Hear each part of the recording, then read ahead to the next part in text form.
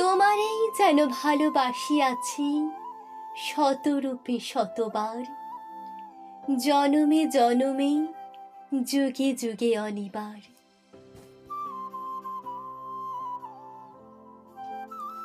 আজ রাত ৩টে পর্যন্ত নিজের সাথে যুদ্ধ করার পর যখন সকাল ৯টায় ঘুম ভাঙে, তখন বিছানা জুড়ে যে বইগুলো ছড়ানো থাকে তার মধ্যে আমার সঞ্চয়িতা বা আমার গীতবিতানের ঠাঁই হয় না।